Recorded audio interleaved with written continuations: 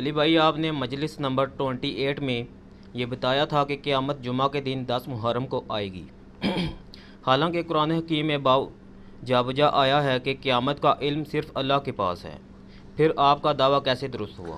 ہاں جی، وہ دعویٰ کیا، مجھ سے تھوڑی سی ایک مس مینجمنٹ ہوگی، میں نے دعویٰ نہیں کیا تھا۔ مجلس نمبر 28 کے آغاز میں جو محرم الحرام اور کربلا سے ریلیٹڈ ہے، میں نے کہا تھا کہ آج ہم 10 محرم الحرام جمعے کے دن یہاں پر علمی و تحقیقی مجلس میں بیٹھے ہوئے ہیں، اور آج کا دن بڑا کریٹیکل ہے اس حوالے سے کہ مسلمانوں کے ہاں یہ مانا جاتا ہے کہ قیامت 10 محرم جمعے کے دن آئے گی۔ میں نے نہ تو اس کو انڈورس کیا تھا اور نہ اس کا دعویٰ کیا تھا، تو لہٰذا یعنی مس مینجمنٹ اس طرح ہوئی کہ مجھے ساتھ کہنا چاہیے تھا کہ یہ مانا جاتا ہے، لیکن اس میں کچھ چیزیں ریالٹی ہیں اور کچھ نہیں ہیں۔ ایک بات تو ریالٹی ہے کہ قیامت جمعے کے دن آئے گی۔ اس حوالے سے سنن ابی داؤد کے اندر، جامعہ ترمذی کے اندر، سنن نسائی کے اندر، الموطا امام مالک کے اندر، المستدرک للحاکم کے اندر، اتنی کتابوں میں یہ حدیث موجود ہے، اور یہ حدیث کو شیخ البانی بھی صحیح کہتے ہیں، شیخ زبیر لزئی صاحب بھی صحیح کہتے ہیں، اور امام حاکم نے بھی صحیح کہا، امام ذہبی نے بھی موافقت کی، اور یہ حدیث جو ہے یہ مشکات المصابیح میں بھی آپ کو جمعے والے چیپٹر میں مل جائے گی۔ یہ والی حدیث ایک جمعے کے اوپر بھی چیپٹر بند آ گیا ہے مشکات کے اندر۔ ہاں، یہ جمعے کا بیان، اس میں انٹرنیشنل نمبر کے مطابق مشکات میں ہے 1359، اس طریقے سے موطا امام مالک میں ہے، ابو داؤد میں 1046 ہے، ترمذی میں 491 ہے، نسائی میں 1431 ہے، مسند احمد میں ہے، صحیح ابن خزیمہ میں ہے، ابن حبان میں ہے، حاکم میں ہے، امام حاکم اور ذہبی دونوں نے اس کو صحیح کہا ہے۔ یہ حدیث کیا ہے؟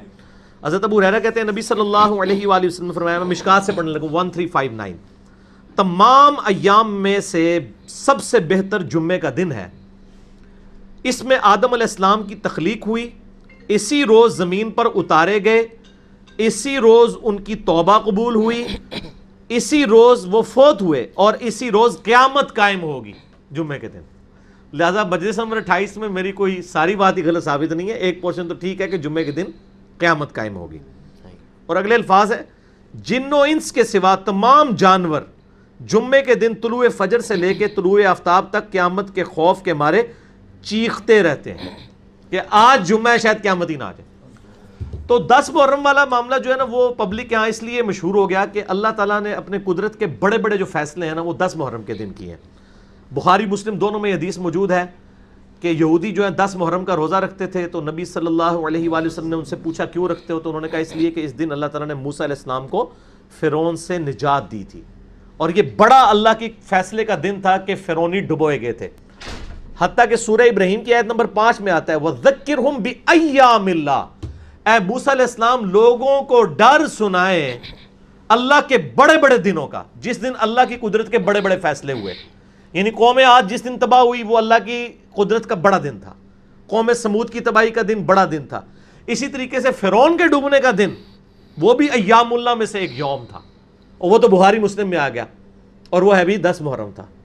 باقی اہل سنت کے ائمہ نے مختلف یعنی روایتیں یہودیوں سے بھی نقل کی ہیں، تاریخ کے اندر بھی آئی ہیں کہ بخاری مسلم میں تو ہے نا کہ 10 محرم کو فرعون ڈبویا گیا، یہ بڑا دن تھا، تو قوم عاد بھی 10 محرم کو تباہ و برباد کی گئی، قوم سمود بھی، ابراہیم علیہ السلام کو آگ سے چھٹکارا بھی ملا، یونس علیہ السلام کو بھی مچھلی نے اگل دیا، نجات ملی، اسی طریقے سے اور کئی انبیاء کے بڑے بڑے دن جو ہیں وہ 10 محرم کے دن ہوئے اور جمعے کے دن۔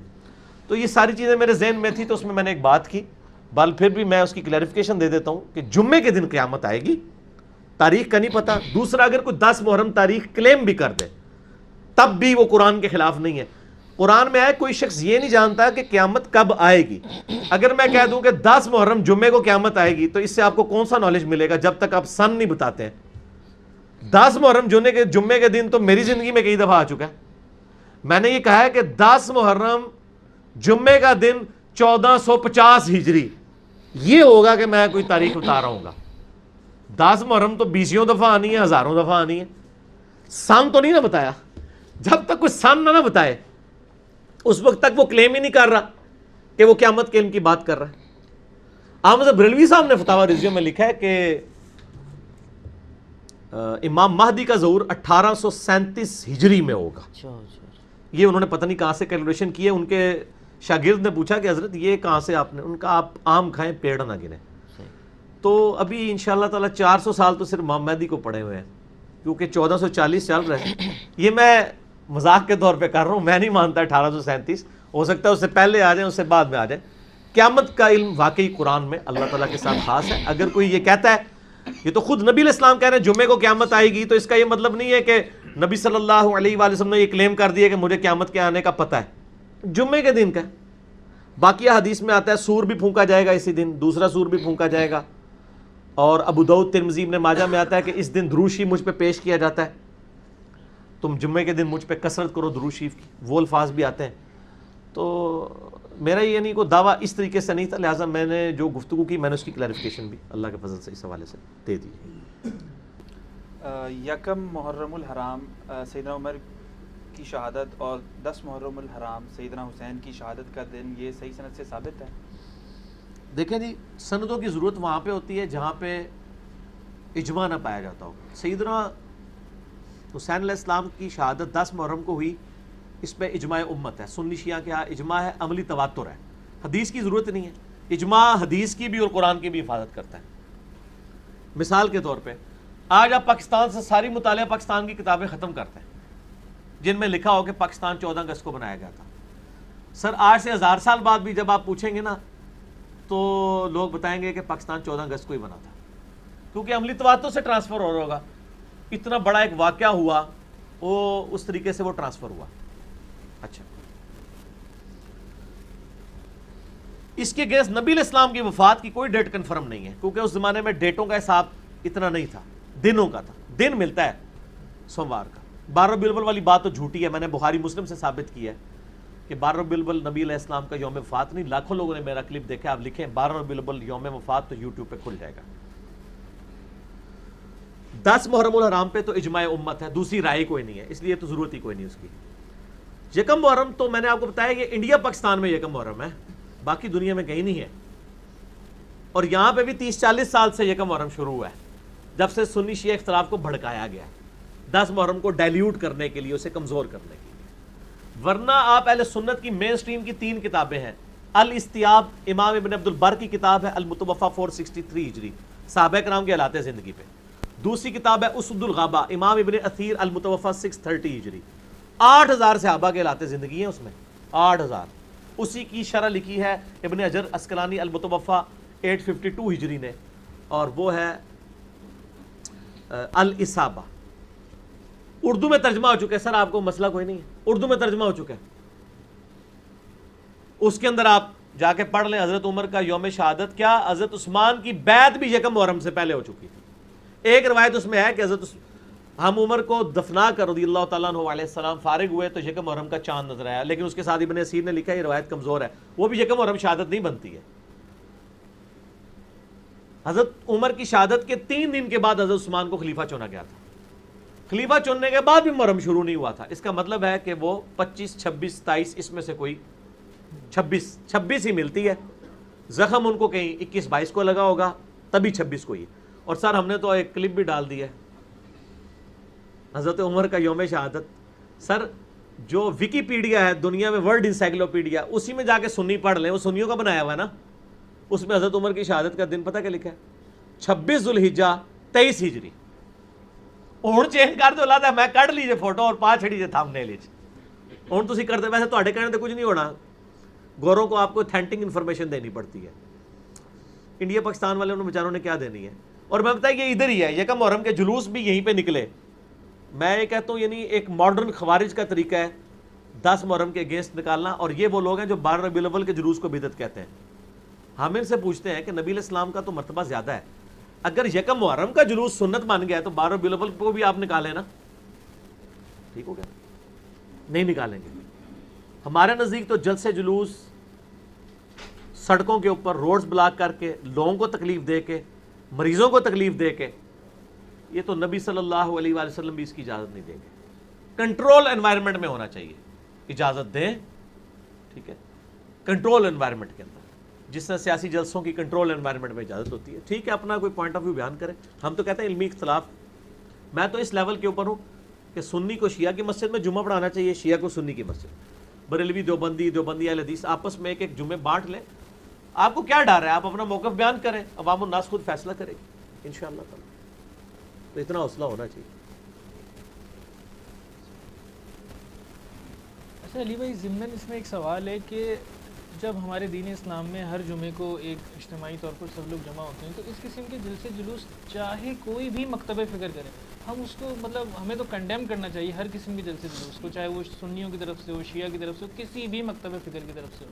تو ہمارے پاس جمعہ ہے، جو جمعے میں جو کہنا چاہے کہ ہے، اس سے لوگوں کو بہت پریشانی ہو جاتی ہے، تکلیف ہوتی ہے، روڈ بلاک ہوتے ہیں، بڑا پریشان ہو جاتے ہیں. جمعہ بھی کوئی روڈوں پہ نہیں ہوتا، جمعہ بھی کنٹرول انوائرمنٹ میں ہے. جمعے میں آپ کہیں، لیکن ظاہر ہے اسپیسیفکلی اب ایک دن آتا ہے تو ایک ہم اس کو مذہبی طور پہ تو نہیں، لیکن ایک دنیاوی طور کے اوپر اب 14 اگست تو 10 اگست کو تو نہیں منائی جا سکتی نا.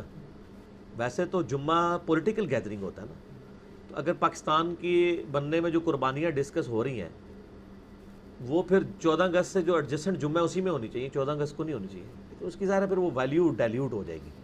تو یہ ہم اس کو کوئی بدعت کا فتویٰ نہیں ہے، انتظامی معاملہ ہے. کریں، جلسے جلوس کریں اپنے مسجدوں کے اندر، یا انتظامیہ سے اجازت لے کے کنٹرولڈ انوائرمنٹ کے اندر کریں، ورنہ یعنی پبلک کے لیے یعنی ایک پرابلم کھڑی ہو جائے گی. یہ غلط ہو رہا ہے.